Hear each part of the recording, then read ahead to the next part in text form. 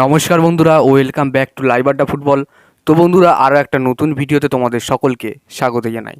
বন্ধুরা, ভিডিওটা শুরু করার আগে তোমাদের কাছে একটাই অনুরোধ, সেটা হচ্ছে যে আমাদের এই চ্যানেলে যারা প্রথমবার তারা অবশ্যই আমাদের এই চ্যানেলটাকে সাবস্ক্রাইব করে পাশে থাকা বেল আইকনটি অল করে রাখবে, যাতে সবার প্রথমে এরম খেলার আপডেট তোমাদের কাছে পৌঁছে যায়।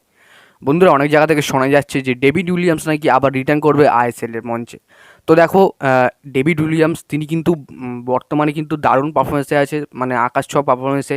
যখন তিনি এটিকেতে খেলতেন এবং তিনি এটিকে মোহনবাগানেও যখন খেলেন, তখন কিন্তু তার পারফরমেন্স যেরকম ছিল, এখন কিন্তু তিনি পার্থ গ্লোরিতে গিয়ে, অর্থাৎ এ লিগের, অস্ট্রেলিয়ার যে এ লিগ আছে ওই পার্থ গ্লোরিতে গিয়ে কিন্তু তিনি অসাধারণ পারফরমেন্স করছে, যেখানে তিনি 18টা ম্যাচ খেলে 5টা গোল এবং 3খানা অ্যাসিস্ট অলরেডি করে ফেলেছেন।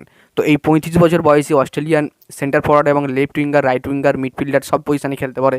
তার বর্তমান মার্কেট ভ্যালু কিন্তু 2 কোটি টাকা, এবং সবথেকে হায়েস্ট মার্কেট ভ্যালু উঠেছিল 5.6 কোটি টাকা, যেটা কিন্তু যখন এটিকেতে জয়েন করে তখন।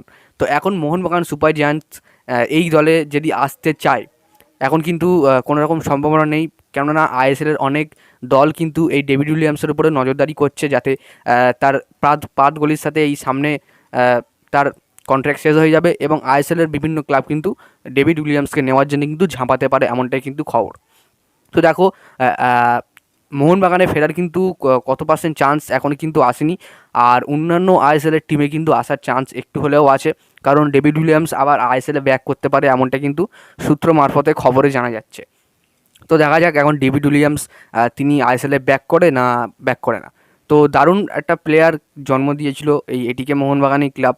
এখন এটিকের হাত ধরে, এটিকে মোহনবাগানের হাত ধরে কিন্তু দারুণ দারুণ প্লেয়ার আইএসএলের মঞ্চে এসেছে, এবং এটিকে মোহনবাগান যখন দল ছিল তখন থেকে, এবং এটিকে যখন দল ছিল তখন থেকে কিন্তু অনেক ভালো ভালো প্লেয়ার অনেক দলই ছিনিয়ে নিয়েছে।